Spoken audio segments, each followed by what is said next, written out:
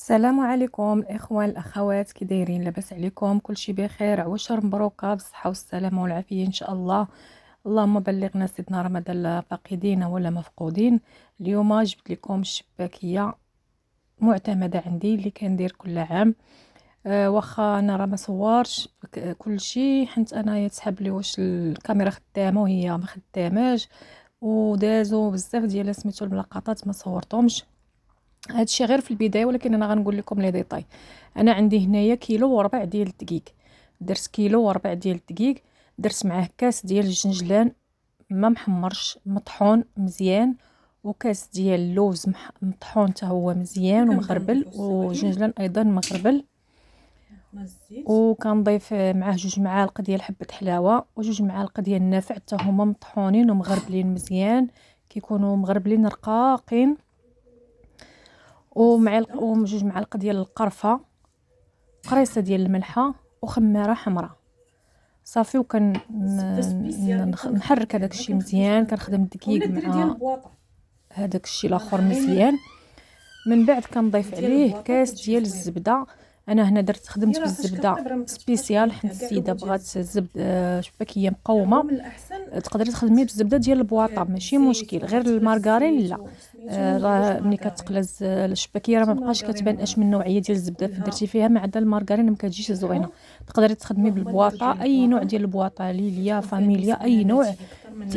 تغليها مزيان تطحي لنا ديك الكشكوشه وتخدمي بها حتى هي راه كتجي زوينه.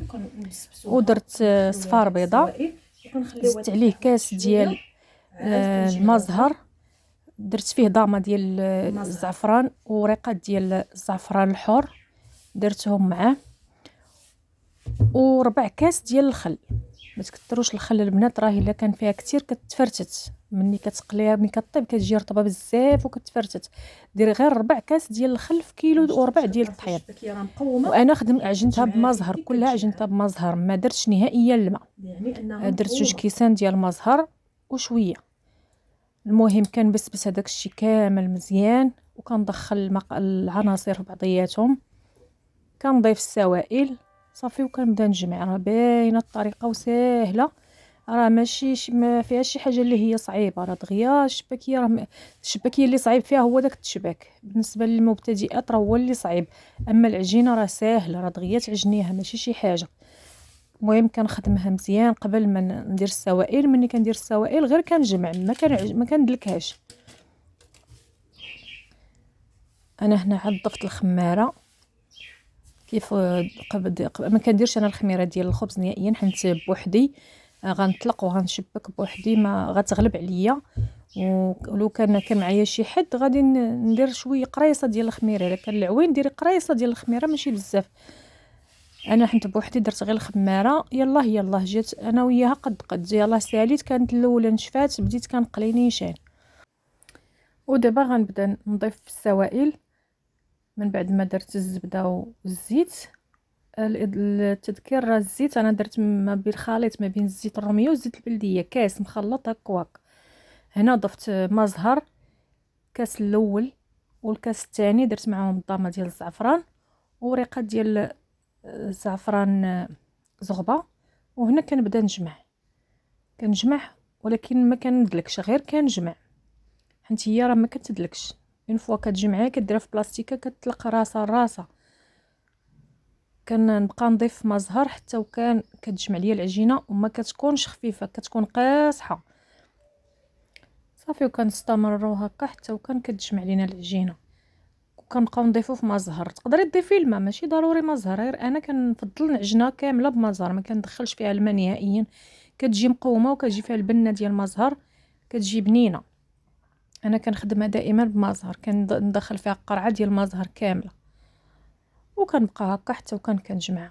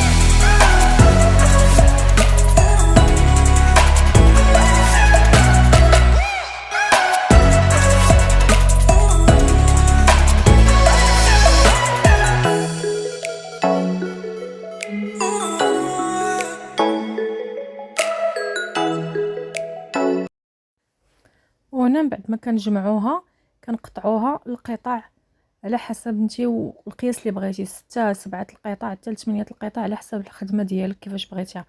انا هنايا درت 7 ديال القطع، درتهم كرات غير صغارين باش نغلب عليهم صافي، وكنبقى نطلق وكنخليهم يرتاحوا، ومن بعد غادي نربعهم على شكل ديال مسمنه، وعاد نبدا نخدم ونبدا بالاولانيه وانا غاده.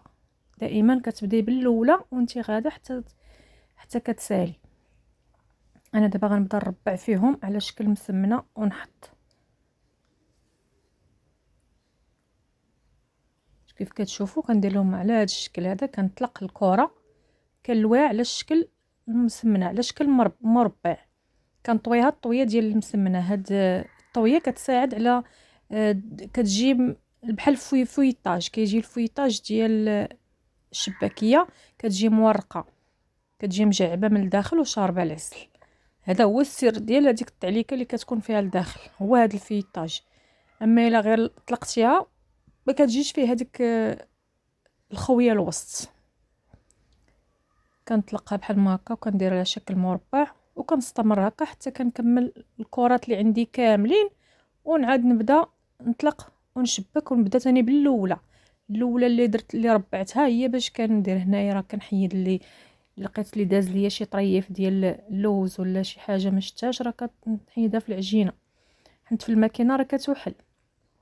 انا راه هنا خدمت بالماكينه، ربما راه ما صورتهاش، سمحوا لي، راه مشاو ليا اللقطات. نتوما شفتوا كيفاش كندير لها على شكل مسمنه وكنحط وكنستمر هكا حتى كنكملهم كاملين.